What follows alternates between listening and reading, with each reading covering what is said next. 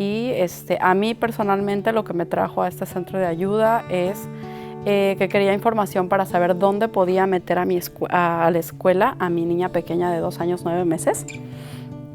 Y a su vez, ver si tenían ustedes algún lugar para una oportunidad de trabajo para mí. Y yo en México, bueno, yo soy abogada en México y trabajé casi 10 años para el Poder Judicial de la Federación, que es parte de la Suprema Corte de Justicia. Entonces, pues, un cambio radical de vida, pero bueno, aquí estamos y mucho gusto a todos. We know the basics, right? That families with small children need diapers and families need food support now more than ever as grocery bills have gotten higher overall. I think also, though, people are in need of bus passes, transportation support, sometimes lice kits or things we might not think about right away, hygiene kits. So I had a client who had her power turned off for 2 to 3 months. You know, she couldn't cook for her kids. She was at risk of losing her home, essentially. Her husband his hours got cut short. And this is a family of 6. I started working right away in order to get her the utility assistance. I spoke to legal aid and to other resources here in Sonoma County. I came back Tuesday and I was like, okay, I'm gonna fill out more applications, and I finally was able to get her bill covered. I called the client and she was very excited, she was in tears. I've been with CPI for 12 years, and I know that one of our goals was to open a family resource center in one of the most needed communities. And to be able to accomplish that goal, to be able to offer that to families in a community that is such a need for services, it's huge. Yo le platiqué a Jenny, que es con la primera persona que me entrevisté, que mi hija, habíamos ido a la Ciudad de México de visita y mi hija había tenido un intento de secuestro reciente. Esto tiene un mes que pasó, fue apenas en las vacaciones de verano. Intentaron quitarme a mi hija, yo venía conduciendo, me pusieron una pistola en la cabeza y me pidieron que me bajara y que dejara el vehículo y a mi hija. Por lo que mi hija tiene terrores nocturnos, no quiere dormir en su cuarto y pues tiene mucho miedo. Entonces básicamente yo vine al centro en ese día porque no sé cómo manejar la situación con mi hija. Students have needs. They may come to school hungry. They may have dental care issues, health issues. So we want to make sure that we can address those so that the children are ready to learn when they arrive at school. If someone hasn't had enough nutrition, if they're not sure where their next meal is going to come from, that's a driving factor. If you're not sure if you can change your child's diaper enough because you don't have a supply of those, that would be the top thing in your mind. McKinney-Vento provides the rights for the education of the children and the families, but what we know is that families need to be housed, children need to be in stable housing in order for them to succeed at school. If you look at the statistics, about 1/3 of the families in Sonoma County right now are living well below the poverty line and can't even access like a single family home or an apartment for one single family. So what we do see is a lot of multi-generational families living together, or perhaps families living in one-room apartments, and also just having to share space with a lot of people.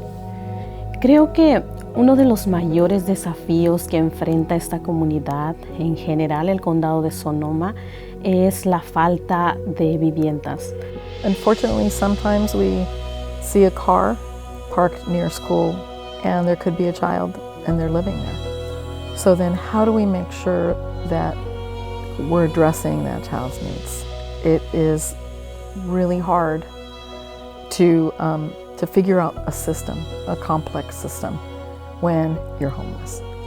So the biggest challenge, sometimes it's an internal challenge when families come in and we can't solve that problem of affordable housing, but we try our best to advocate for them and try to meet those basic needs, clothing, food, maybe it's just a shelter for the night. We try to do what we can and what's in our control, and really also helping families advocate for themselves.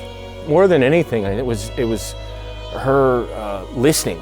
You know, she taught me some things, sure, but it was that I wasn't alone, you know, and that I could share what was going on with me and my son, who's a challenge, but he's a beautiful challenge. When I'm working with parents with parent education, they come to me, they tell me, wow, my kid's behavior has improved so much, and the things we're doing, the strategies we're working on, that we've been practicing for weeks, they're finally paying off. Yo creo que eso es muy importante, tener esa sensibilidad en cada cultura, en cada tradición, porque ya es demasiado difícil emigrar a este país como para venir a encontrar todos esos desafíos.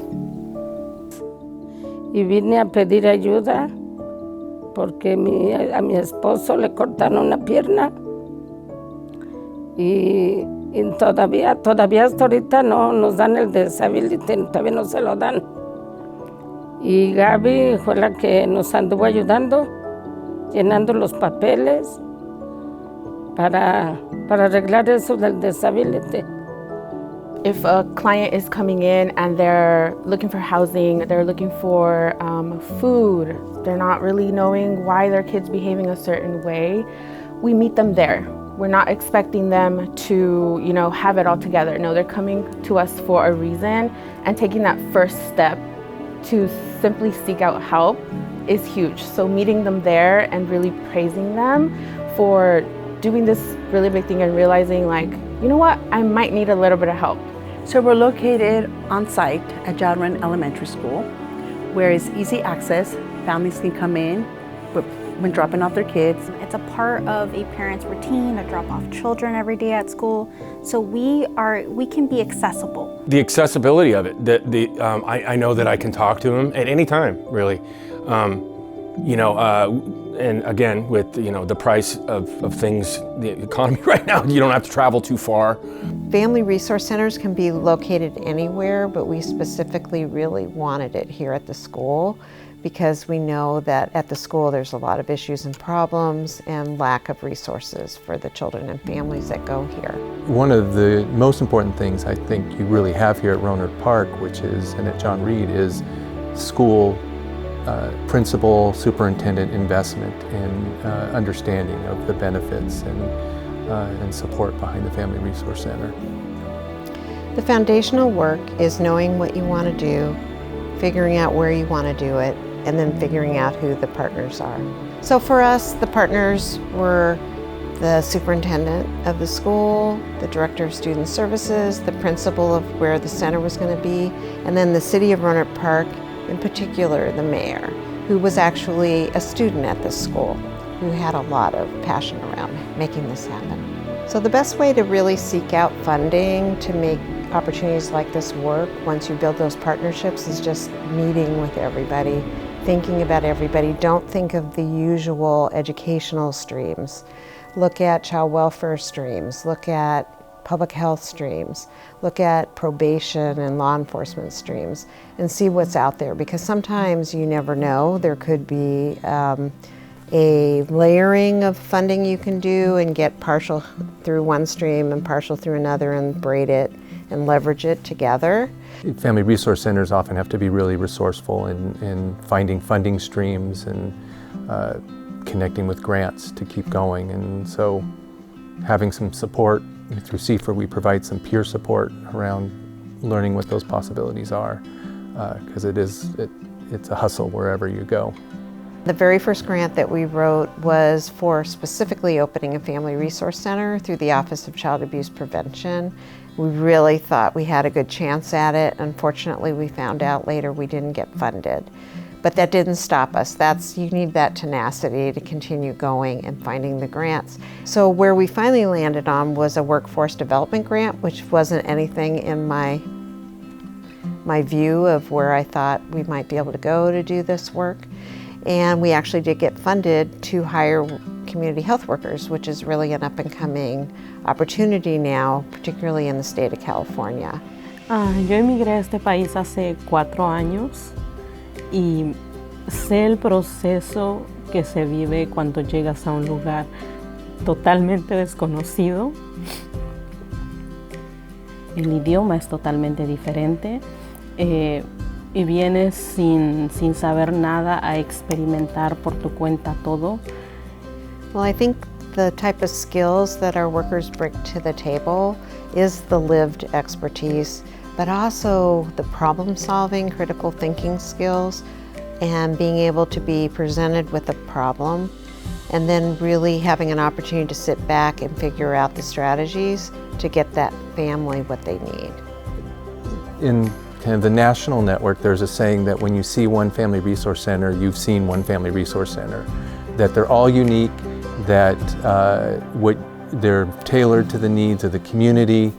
They're often very responsive to parents, and so it takes a while to see what it is they're doing sometimes. Sometimes it looks like they're in a room hanging out with parents, but there's a lot happening in terms of they're in this position to build trust and build relationships that really connect parents to the resources they need.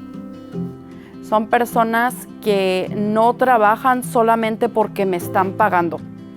Son personas que trabajan con el corazón. Son personas que si tú lloras, lloran contigo. Que si tú estás platicando algo fuerte, como fue mi caso del secuestro, podía ver la cara de Gaby, de Jenny, llena de lágrimas, sintiendo la angustia que yo sentí en el momento en el que querían quitarme a mi hija. El trabajo lo hacen muy bien. Gracias. Que nos ayudan.